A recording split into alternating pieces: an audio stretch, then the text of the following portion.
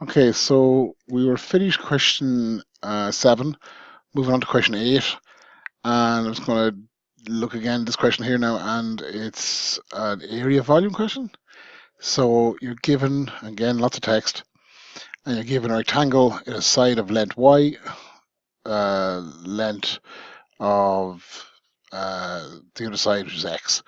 Now, I normally call that the length, so the x value is the length, then the other side is the width, or maybe the breadth, depending on how you want to call it. So it doesn't really matter what the shape is. It could be a square. Now in a square, both sides are equal lengths. That's the trick usually there. If we were looking for the area of this, okay, area is length by breadth, so x times y. The perimeter, okay, is at all sides. So let's see what they're asking. Kieran has 21 meters of fencing, so you're told straight up it's 21 meters all around. So I'd write 21 meters onto the thing. Now that may or may not get the attempt, but they're showing you understand, okay, that that's something that you may not, because you're just, excuse me, writing the 21 meters, but they're probably going to assume that you understand the length around is 21 meters, that the total is 21 meters. He wants to enclose a vegetable garden in a rectangular shape as shown. By writing an expression for the perimeter of the vegetable garden in terms of x, which is the length in meters, and y, which is the width in meters, show that y equals 10.5 take away x. Now, that's your answer. Is the answer you get the same as the answer they have provided? If it is, cool. If it isn't, I'd be suspicious because usually it is. But let's go ahead and look. The question says perimeter. Okay, they tell you the length, but it's in x. They tell you the width, but it's in y. So you don't know what x and y are, but you can just make a model of what the perimeter could be if you were told what x and y are. Now you know that the perimeter is 21, so perimeter equals 21. And that would be the ideal thing to write down, to add to your 21, just to make sure that you got the attempt. We should know the perimeter formula. You're not given it in the math tables, but circumference, length around, or perimeter all mean the same thing. If you started walking at this point here, and you end up as far as here, that's it's y meters plus x meters plus y meters plus x meters. Okay, so that's the answer. Now, if perimeter formula equals add all sides, that's the same thing as saying p, now for shortening it to p, equals x plus y plus x plus y. Now, if you add the x's and the y's together, x and x is 2x, y plus y is 2y. So you now have a statement p equals 2x plus 2y. Okay. Now, I was given more information that looks nothing like the equation you're given, but they have more information. So they've put the 21 from the question equal the perimeter model you've just calculated or just worked out. So they end up with 21 equals 2x plus 2y. Now, you're almost there, but all you do now is simplify it. You want x plus y will be simpler than 2x plus 2y, so divide both of them by 2. If you divide one side by 2, you have to divide the other side by 2.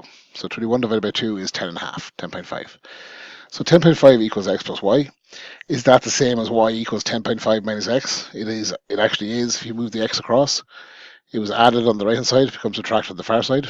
So you have 10.5 minus x equals y. Now, that may not look like the equation above, but if you take it from this side and read it, y equals 10.5, so y equals 10.5 take away x. So if you're familiar with maths and good at maths, that's not a problem. But for the rest of us, things like that can be very off-putting. So just remember, take it nice and slow. Once you get it flowing, this question is pretty handy, okay? But it's to get that initial starting point. If you even only make up this model here, this px equals 2x plus 2y, and you get stuck, you got something, okay?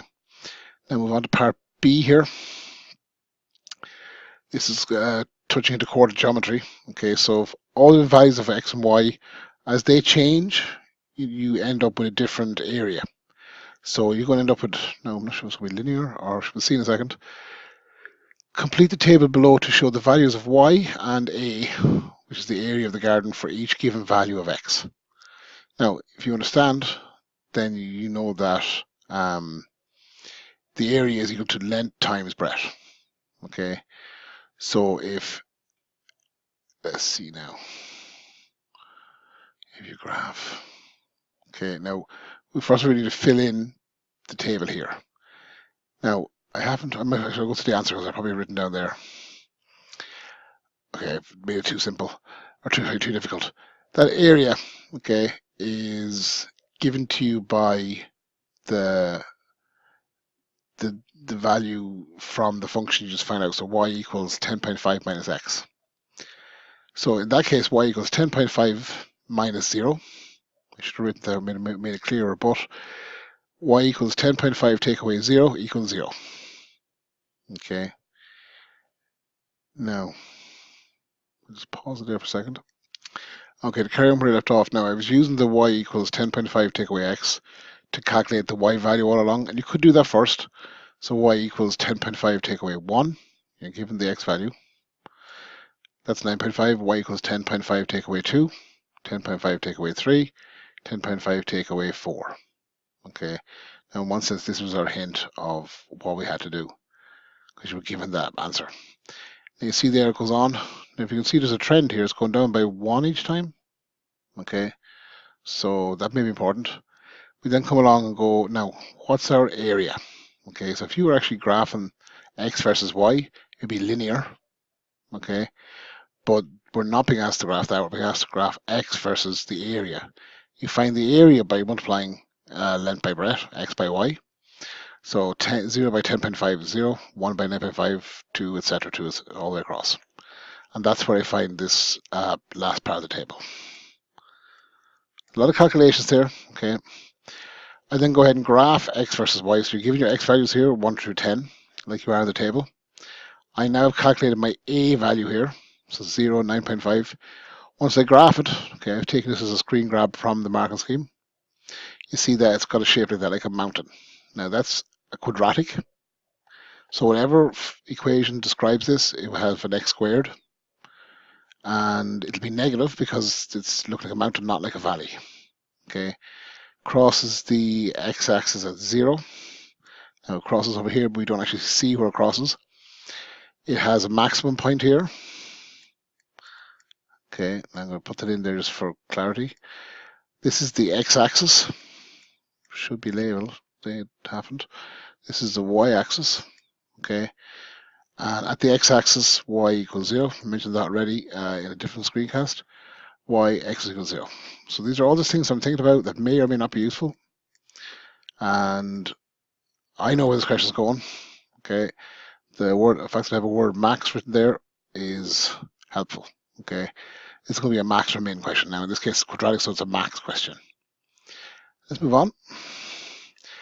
Part C then says, use your graph to estimate the maximum value of A and write the corresponding length and width. Okay, so that top part of your graph is the max. Okay, now they're looking to you to identify what that coordinate is. Okay, now that coordinate is the y value here is around 27. There'll be a tolerance there depending how your graph is graphed. So you're then asked to find the length and width that are corresponding to that. Okay.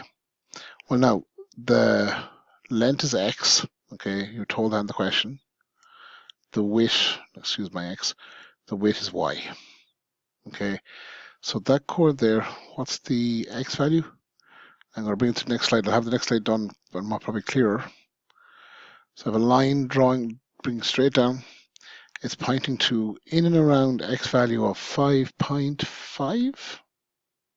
Okay, I'm looking to be right now more like 5.3. So it will be a tolerance. So if you said 5.3, 5.5, whatever answer you declare here, you'll be using later on. Okay. Now I said the maximum area was 28. Okay. Here and 27, the last one. So if you look at it here, okay, it does look more like 28. Again, there'll be a tolerance. I then work out what the width is. Now I can't see the width from the graph. Remember, that's the graph of the length versus the area. I can calculate the width though.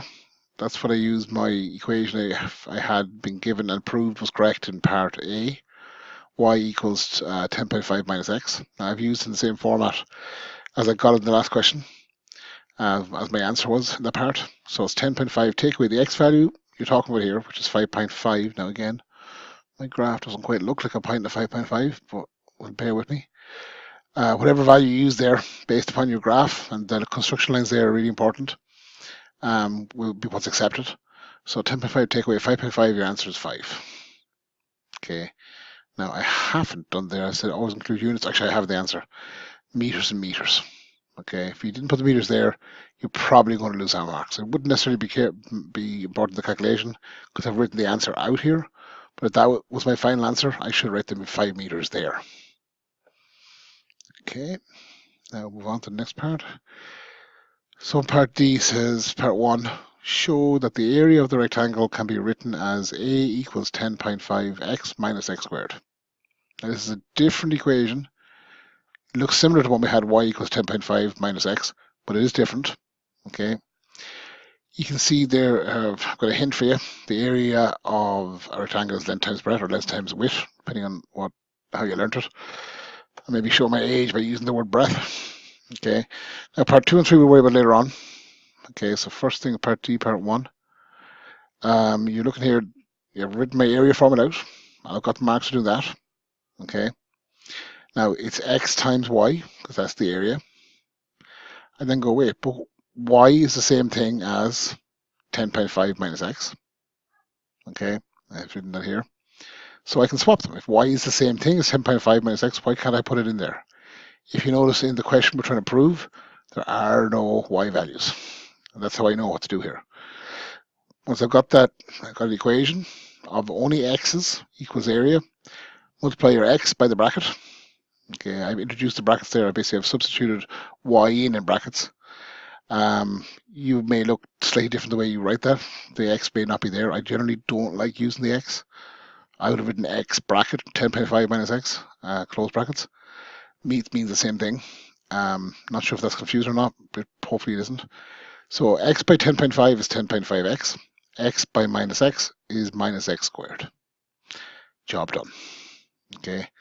Now next part asks me to find dA dx. Now once I see that, I immediately go, that's differentiation. I would have known this is coming up because in a max and min question, and we've already mentioned the maximum point, finding the differential or differentiating the function you're given or the equation you're given is always the trick. Okay. That's just, I almost like seeing this question because I know what's going to be happening. It's just a matter of doing it. So you're given your A equals 10.5x minus x squared, you just calculate that. Now, let's say you had gotten a different answer. Okay. I would use the different answer you got. And then, or if you realize that if you couldn't do part 1, that you're given the answer. So you use the equation A you're given in the question in part 2. So that's the A from the dA. Okay. And it's relative to, it's with respect to x. So it's A and x together in the equation, and you're differentiating both of them. Okay. So if I differentiate, I go left to right. The rules of differentiation, we haven't covered them in, I suppose, a theory class, but I'm hoping to understand them. We might spend a bit of time talking about it. But when it's a variable on its own, you learn that the x just drops away.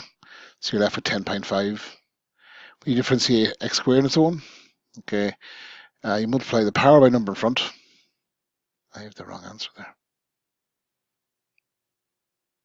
Minus, the answer there should be minus 2x.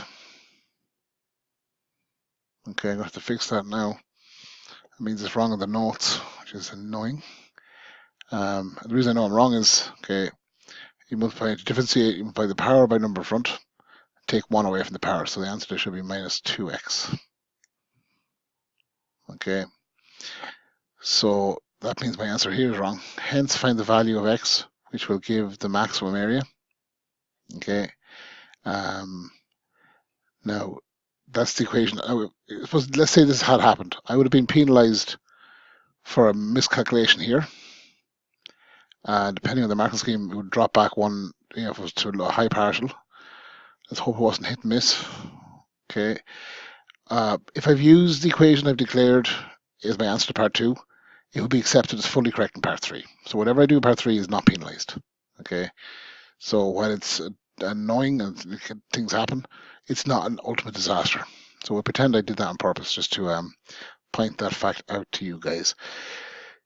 Let's change it and go with the actual proper answer. Okay. Now, your area changes with respect to the length changing. So area changes as the length changes, and that's described by this equation, 10.5 take away 2x.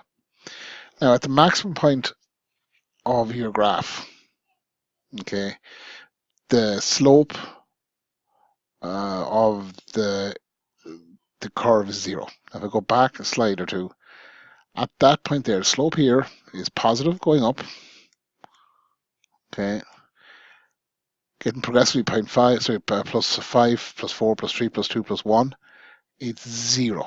So at the maximum point, slope, okay, excuse my writing, or whatever, equals 0. Now your slope comes down again, it's negative 1, 2, 3, whatever, 4, 5. One thing about a curve graph is that the slope is always changing. And this is why we need differentiation. In a linear graph, the slope is constant. Okay, so this is why differentiation was invented or discovered for problems like that. So at the maximum point, the maximum area, slope is 0. So once you realize that fact, dA dx is the slope. So the ADX you can write as 0. We end up at this point here. Now that should be 2x. Okay. Now the simplest way to do is bring the minus 2x across. It was subtracted, becomes positive on the far side. So it's plus 2x on the far side. Now 2 times some number equals 10.5. What was that number? X would have to be, what's half of 10.5? 5.25. It's supposed to be a 2 and a 5. The units, it's meters. Now, I should have caught my answer was wrong, because if I go back to the graph, I should see that's the X value. Definitely should have copied it. That's the X value here. Okay, 5.25. Now, I wrote down the X value at that part as being 5.5, and I kind of did question it as being doesn't look right. It doesn't matter that they're different answers, because this was read off the graph. There was a calculation, so I'm within the tolerance, I'm sure. So there's no repercussion for that. But I should have caught that the answer wasn't 10.5 meters, because that wasn't what I had dealt with before. So apologies for the mistake there. I'll have to fix that and re-upload to Moodle and point it out to you guys. But we'll move on. Now, part 4 then, question 8D, part 4, find this maximum area. Okay, so we now have more information. We have the area, we have our maximum length and our maximum breadth. Okay, let's do the answer. From the previous answer, we said it was 5.5. Now I could use 5.25 there. Okay, and the 5 here was the calculated to be the width or breadth. Okay, now I'm writing the formula as area equals length by breadth. You could equally say area equals length times width. Breadth and width mean the same thing. So I'm putting in my two values, L and B, into the equation. So 5.5 times 5 gives me an answer of 27.5. Now, that's not the maximum area, is it? Go back to the maximum area, was 28 meters squared. So it looks close enough, 27.5. Now, that's part 4. Okay, next question is part 9. So I'll finish it off. Apologies for the mistake again.